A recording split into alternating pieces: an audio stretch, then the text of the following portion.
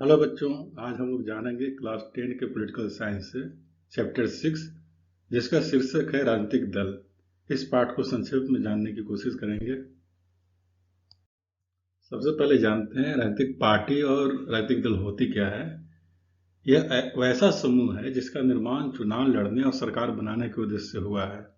राजनीतिक पार्टी कहलाती है। एक राजनीतिक पार्टी में शामिल लोग कुछ नीतियों और कार्यक्रमों पर सहमत होते हैं। इन कार्यक्रमों और नीतियों का लक्ष्य होता है समाज की भलाई करना। एक राजनीतिक पार्टी लोगों को इस बात का भरोसा दिलाती है कि उसकी नीतियां अन्य पार्टियों से बेहतर है। वह चुनाव जीतने की कोशिश करती है ताकि अपनी नीतियों को लागू कर सके। दूसरी तरह से आप ऐसे भी समझ सकते हैं, अलग अलग राजनीतिक पार्टियां हमारे समाज के मूलभूत राजनीतिक विभाजन का प्रतिबिंब होती है। राजनीतिक पार्टियां समाज के किसी खास हिस्से का प्रतिनिधित्व करती है, इसलिए इसमें पार्टनरशिप की बात आ जाती है। राजनीतिक पार्टी की पहचान इस बात से बनती है कि वह समाज के किस हिस्से की बात करती है, किन नीतियों का समर्थन करती है और किन के हितों की बात करती है। किसी भी राजनीतिक पार्टी के 3 प्रमुख फैक्टर होते हैं, जिसमें पहला नेता, दूसरा सक्रिय सदस्य और तीसरा अनुयायी। अब जानते हैं राजनीतिक पार्टी के कार्य। राजनीतिक पार्टी का काम क्या होता है। किसी भी पार्टी का मुख्य कार्य होता है कि राजनीतिक पदों को भरना और सत्ता का इस्तेमाल करना। ऐसा करने के लिए राजनीतिक पार्टियां इन कामों को करती है। इसमें पहला है चुनाव लड़ना। हर राजनीतिक पार्टी चुनाव लड़ती है। इसके लिए राजनीतिक पार्टी विभिन्न निर्वाचन क्षेत्रों के लिए अपने उम्मीदवारों को चुनावी मैदान में खड़ा करती है। ज्यादातर लोकतांत्रिक देशों में चुनाव राजनीतिक दलों द्वारा खड़े किए गए उम्मीदवारों के बीच लड़ा जाता है। राजनीतिक दल उम्मीदवारों का चुनाव कई तरीके से करती है। अमेरिका जैसे कुछ देशों में उम्मीदवार का चुनाव दल के सदस्य तथा समर्थक करते हैं, लेकिन भारत जैसे देशों में दल के नेता ही उम्मीदवार को चुनते हैं। नीतियों का बनाना। राजनीतिक पार्टियां जनहित को ध्यान में रखते हुए अपनी नीतियां बनाती हैं। राजनीतिक पार्टी अपनी नीतियों और कार्यक्रमों को जनता के सामने रखती है। इससे जनता को किसी विकल्प को चुनने में मदद मिलती है। एक राजनीतिक पार्टी एक जैसी मानसिकता वाले लाखों करोड़ों लोगों को एक छत के नीचे लाने का काम करती है। जब जनता किसी पार्टी को सरकार बनाने के लिए चुनती है, तो फिर उस पार्टी से अपनी नीतियों और कार्यक्रमों पर अमल करने की भी अपेक्षा रखती है। दूसरे तरीके से आप ऐसे समझ सकते हैं कि विभिन्न राजनीतिक दल अलग अलग नीतियों और कार्यक्रमों को मतदाताओं के सामने रखते हैं। मतदाता अपनी पसंद की नीति और कार्यक्रम के आधार पर चुनाव करते हैं। देश के लिए कौन सी नीति बेहतर है, इसके बारे में हम सब की राय अलग अलग हो सकती है, लेकिन सरकार इतने अलग अलग विचारों को एक साथ लेकर नहीं चल सकती। लोकतंत्र में एक जैसे मिलते जुलते विचारों को एक साथ लाना होता है। अब जानेंगे कानून कैसे बनता है। कानून बनाने का काम विधायिका के द्वारा होता है। विधायिका के अधिकतर सदस्य किसी न किसी राजनीतिक पार्टी के सदस्य होते हैं, इसलिए कानून बनाने की प्रक्रिया में राजनीतिक पार्टियों की प्रत्यक्ष भूमिका होती है। देश में कोई भी कानून बनने से पहले संसद में उस पर बहस होती है। उसे विधायिका में पास करवाना पड़ता है और विधायिका के सदस्य किसी न किसी राजनीतिक दल के होते हैं। राजनीतिक दल के एक और कार्य होता है सरकार बनाना। जब कोई राजनीतिक पार्टी सबसे अधिक सीटों पर चुनाव जीतती है, तो वह सरकार बनाती है। कार्यपालिका का गठन सत्ताधारी पार्टी या गठबंधन के द्वारा ही होता है। अलग अलग मंत्रालयों की जिम्मेदारी उन विभिन्न राजनेताओं को दी जाती है। दूसरे तरीके से आप ऐसे समझ सकते हैं, राजनीतिक पार्टियां ही सरकार बनाती है तथा सरकार को चलाती भी है। नीति और बड़े फैसले के मामले में निर्णय लेने का अधिकार राजनेता ही करते हैं। यह नेता विभिन्न दलों के होते हैं। पार्टियां नेता को चुनती है, उसे प्रशिक्षित करती है तथा फिर पार्टी के सिद्धांतों और कार्यक्रमों के अनुसार फैसले करने के लिए उसे मंत्री बनाती है, जिससे वह पार्टी के इच्छा अनुसार सरकार चला सके। अब जानते हैं विपक्ष की भूमिका। जिस राजनीतिक पार्टी को सरकार बनाने का मौका नहीं मिलता, उसे विपक्ष की भूमिका निभानी पड़ती है। जो राजनीतिक दल चुनाव हारते हैं, वे शासक दल के विरोधी पक्ष की भूमिका अदा करते हैं। लोकतंत्र में विपक्ष का महत्व होता है। सरकार की गलत नीति और असफलताओं की आलोचना विपक्ष के द्वारा ही की जाती है। विपक्ष आम लोगों को सरकार के विरुद्ध गोलबंद भी करती है। अब समझेंगे जनमत का निर्माण। यह किसी भी राजनीतिक पार्टी का महत्वपूर्ण काम होता है। जनमत के निर्माण के लिए पार्टियां विधायिका और मीडिया के ज्वलंत मुद्दों को उठाती है और फिर उन मुद्दों को हवा देती है। पार्टी के कार्यकर्ता पूरे देश में फैलकर जनता को अपने इन मुद्दों से अवगत कराती है। दूसरे तरीके से आप ऐसे समझ सकते हैं कि राजनीतिक पार्टियां जनता के मुद्दों तथा समस्याओं को उठाते हैं, इन पर चर्चा की जाती है। राजनीतिक दलों के लाखों कार्यकर्ता देश भर में बिखरे होते हैं। समाज के अलग अलग समूहों में उनके मित्र संगठन कार्य करते हैं। राजनीतिक पार्टियां कई बार लोगों की समस्याओं को लेकर आंदोलन भी करती है। अब समझेंगे सरकारी मशीनरी तक लोगों की पहुंच बढ़ाना। राजनीतिक पार्टियों का काम है सरकारी मशीनरी और लोगों के बीच एक कड़ी का काम करना। ऐसा करके वे लोगों तक जन कल्याण योजनाओं को पहुंचाती है। दूसरे तरीके से आप ऐसे समझें, राजनीतिक पार्टियां हैं सरकारी मशीनरी तथा सरकार द्वारा चलाई जाने वाली कल्याणकारी योजनाओं तक जनता की पहुंच बनाते हैं। एक आम नागरिक किसी सरकारी अधिकारी की अपेक्षा किसी राजनीतिक कार्यकर्ता से पहचान बनाना और उसके लिए ज्यादा आसान होता है। इसी कारण लोग दल पर पूरा विश्वास न करते हुए भी अपने निकट मानते हैं। अब समझेंगे राजनीतिक पार्टी की जरूरत क्यों है। किसी भी लोकतंत्र में राजनीतिक पार्टी एक अभिन्न अंग होती है।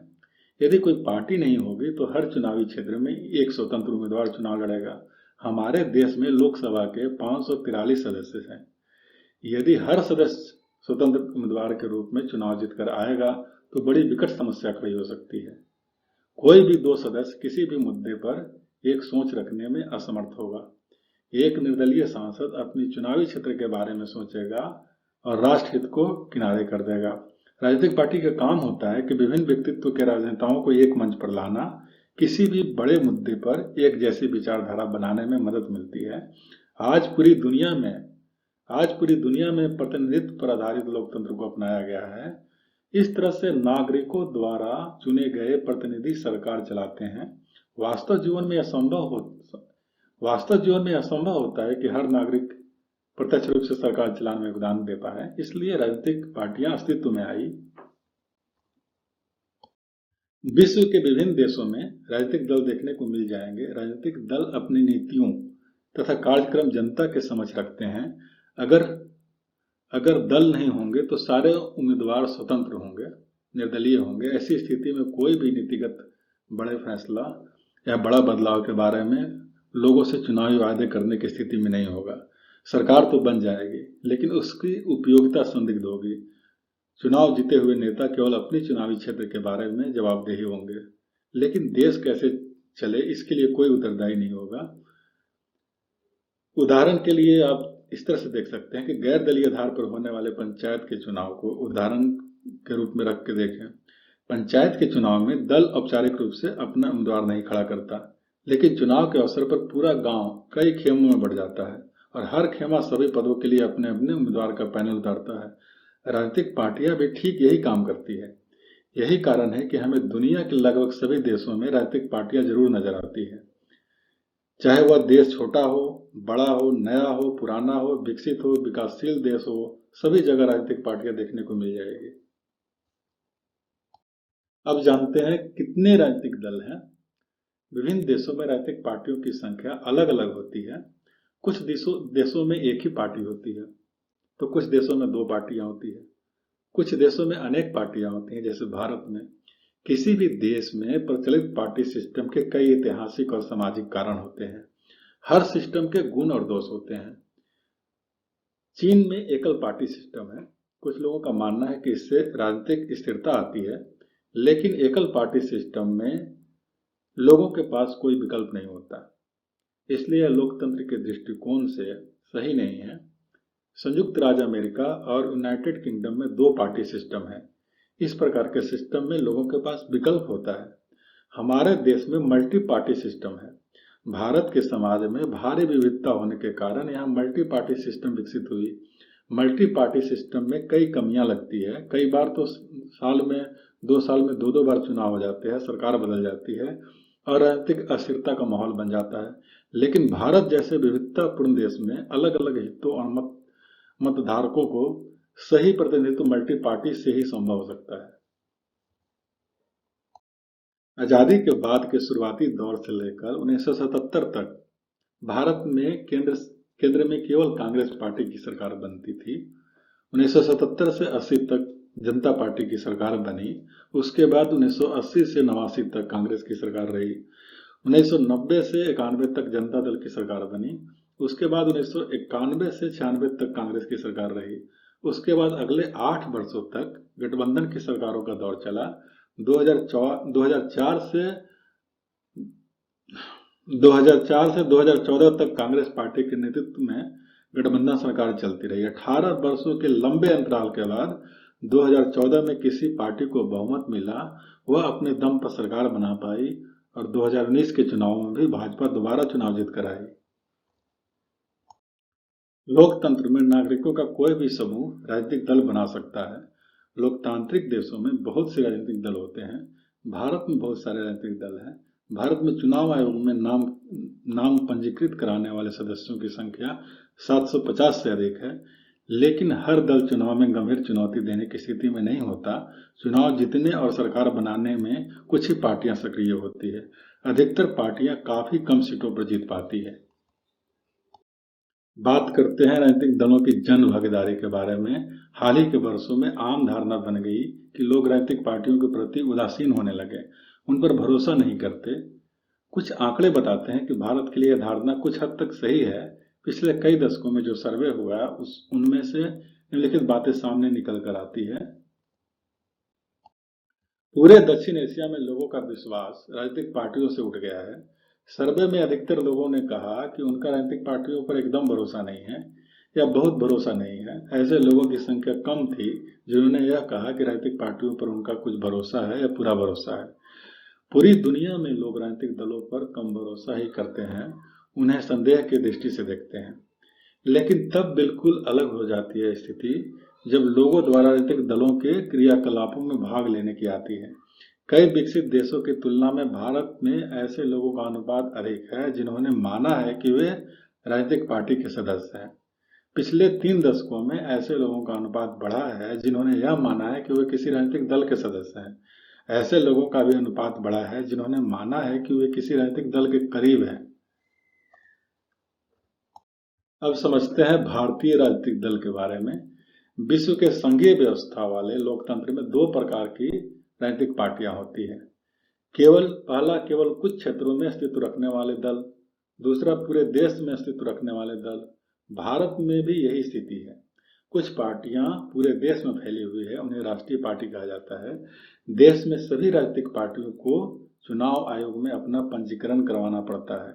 चुनाव आयोग सभी पार्टियों को बराबर मानता है, लेकिन यह बड़े और स्थापित दलों को कुछ मुख्य सुविधाएं देता है। इन्हें अलग अलग चुनाव चिन्ह दिया जाता है जिनका प्रयोग पार्टी के उम्मीदवार ही कर सकते हैं। इन्हें मान्यता प्राप्त दल कहा जाता है। चुनाव आयोग ने स्पष्ट नियम बना रखे हैं कि कोई दल कितने प्रतिशत वोट और सीटें जीतेगा तो उसे मान्यता प्राप्त दल कहा जाएगा। अब जानते हैं मान्यता प्राप्त दल बनाने के नियम क्या हैं। जब कोई पार्टी राज्य विधानसभा के चुनाव में पड़े हुए कुल मतों के 6% या उससे अधिक हासिल करती है और कम से कम 2 सीट पर जीत दर्ज करती है तो उसे अपने राज्य के राजनीतिक दल के रूप में मान्यता मिल जाती है। राष्ट्रीय दल के बारे में जानें तो अगर कोई दल लोकसभा चुनाव में पड़े कुल वोटों का अथवा 4 राज्यों के विधानसभा में चुनाव पड़े हुए कुल वोटों के 6% हासिल करता है और लोकसभा के चुनाव में कम से कम 4 सीटों पर जीत दर्ज करता है तो उसे राष्ट्रीय दल की मान्यता मिल जाती है। 2006 में देश में कुल 6 दल जो राष्ट्रीय स्तर पर मान्यता प्राप्त थे। वर्तमान समय में 8 दलों को राष्ट्रीय स्तर पर मान्यता दी गई है, जिसमें पहला है भारतीय राष्ट्रीय कांग्रेस, दूसरा भारतीय जनता पार्टी, बहुजन समाज पार्टी, भारतीय कम्युनिस्ट पार्टी, मार्क्सवादी एवं राष्ट्रवादी कांग्रेस पार्टी। अब समझेंगे भारतीय राष्ट्रीय कांग्रेस के बारे में। इसे आमतौर पर कांग्रेस पार्टी कहा जाता है। यह दुनिया की सबसे प्राचीन पार्टियों में से एक है। इसकी स्थापना 1885 में A.O. ह्यूम द्वारा की गई थी। इस पार्टी में कई बार विभाजन हुए।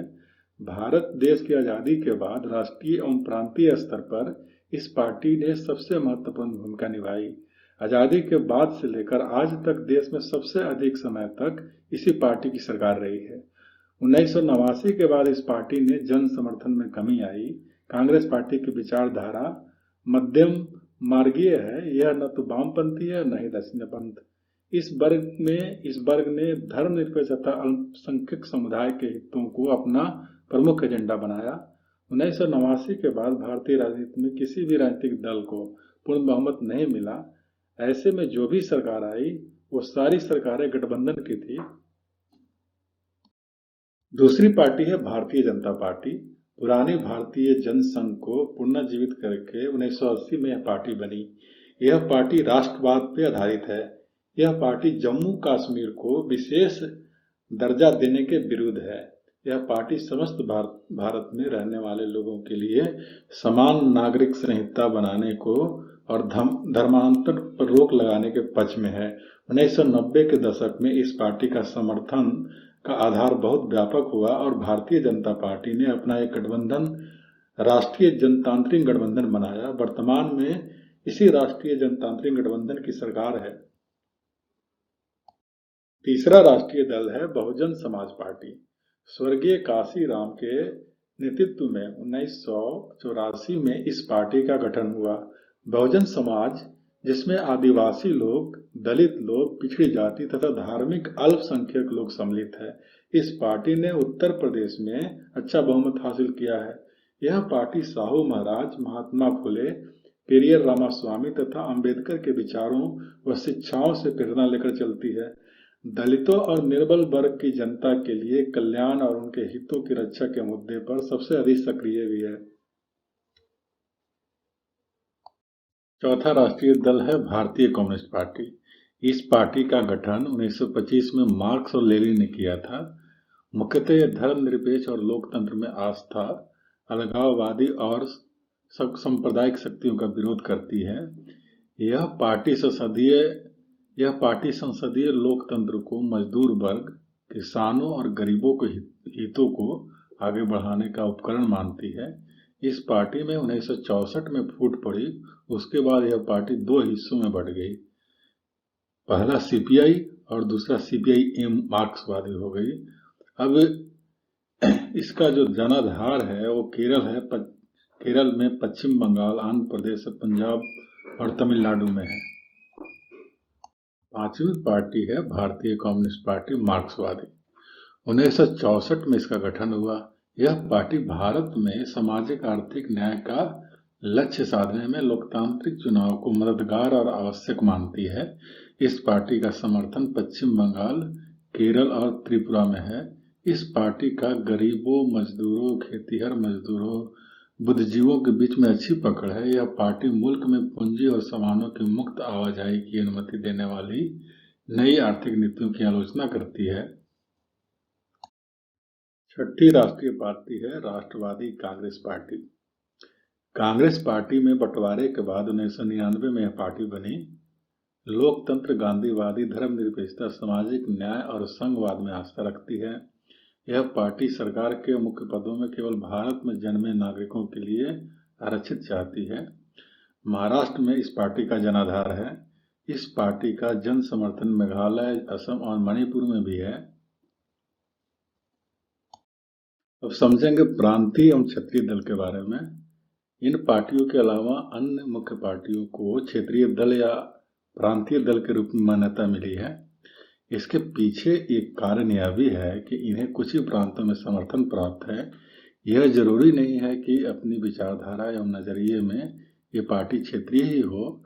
इसमें कुछ अखिल भारतीय भी हैं, लेकिन इन्हें कुछ ही प्रांतों में कामयाबी मिल पाई है। जैसे उदाहरण के लिए समाजवादी पार्टी, समता पार्टी, राष्ट्रीय जनता दल का राष्ट्रीय स्तर पर राजनीतिक संगठन है और इनके अनेक राज्यों में इकाई भी है। बीजू जनता दल, सिक्किम लोकतांत्रिक मोर्चा तथा मिजोरम नेशनल फ्रंट जैसी पार्टियां अपनी क्षेत्रीय पहचान को लेकर सजग है। 1989 के बाद क्षेत्रीय पार्टियों का महत्व बढ़ा है, क्योंकि 1989 के बाद सभी सरकारें गठबंधन सरकारें रही है और इन सरकारों में इन क्षेत्रीय पार्टियों का बहुत महत्व है। कुछ पार्टियां कांग्रेस के गठबंधन के साथ हैं, जिसको संयुक्त प्रगतिशील गठबंधन में शामिल किया गया है। तो कुछ पार्टियां भारतीय जनता पार्टी के गठबंधन राष्ट्रीय जनतांत्रिक गठबंधन में शामिल हैं। इन सबके साथ राजनीतिक पार्टियां राजनीतिक दल में कुछ कमियां भी हैं। इसमें पहला है वंशवाद। पार्टी के बड़े नेता अपने परिवार के सदस्यों एवं अपने करीबी लोगों को पार्टी में उच्च स्थान देना पसंद करते हैं। ऐसे में जो कार्यकर्ता ईमानदारी से कार्य कर रहा है उसके साथ न्याय नहीं होता। दूसरा है पारदर्शिता की कमी और भ्रष्टाचार। राजनीतिक दलों में पारदर्शिता की कमी भी एक बड़ी समस्या है। कई बार राजनीतिक दलों द्वारा घोटाले भी सामने आते हैं। आपराधिक तत्वों की घुसपैठ। राजनीतिक पार्टियों की चिंता चुनाव जीतने की होती है। इसके लिए पार्टियां कोई भी तरीका अपनाने को तैयार हो जाती है। कई बार ऐसे उम्मीदवार को उतारा जाता है जिस पर कई क्रिमिनल मुकदमे चल रहे होते हैं। ऐसे में जब आपराधिक प्रवृत्ति के लोग राजनीति में आएंगे तो इससे राजनीति का स्तर भी गिरता है और पार्टी के अंदर लोकतंत्र का ना होना। पार्टी के अंदर अगर लोकतंत्र ना हो तो राजनीतिक पार्टियों में शक्ति कुछ ही नेताओं के हाथ में रहती है। वो जैसा चाहे वह पार्टी को चला सकते हैं। ऐसे में कार्यकर्ता के साथ अन्याय होता है। विकल्पहीनता। सार्थक विकल्प का अर्थ होता है कि विभिन्न पार्टियों की नीतियों तथा कार्यक्रम में महत्वपूर्ण अंतर होना चाहिए, लेकिन हाल के कुछ वर्षों में दलों के मध्य वैचारिक अंतर कम होता जा रहा है। यह प्रवृत्ति पूरे विश्व में दिख रही है। जैसे ब्रिटेन की लेबर पार्टी और कंजर्वेटिव पार्टी के मध्य अब कोई बड़ा अंतर नहीं रह गया है। राजनीतिक दलों को कैसे सुधारा जा सकता है? कुछ सुझाव इस तरह से है। इसमें राजनीतिक दलों को अपने खर्चे का प्रबंध करना चाहिए। दलों को प्रभावशाली व्यक्तियों या कंपनियों के प्रभाव में नहीं आना चाहिए। विभिन्न राजनेताओं को धन पद लालच देकर दल बदल करवाया जाता है। दल बदल पर अंकुश लगना चाहिए। विभिन्न राजनीतिक दलों को अपने संगठन के प्रत्येक स्तर पर स्त्रियों को सीटें उपलब्ध करानी चाहिए। राजनीतिक पार्टियों को अपने दल में ईमानदार और स्वच्छ छवि वाले व्यक्ति को ही शामिल करना चाहिए। आपराधिक गतिविधियों वाले व्यक्ति को शामिल नहीं करना चाहिए।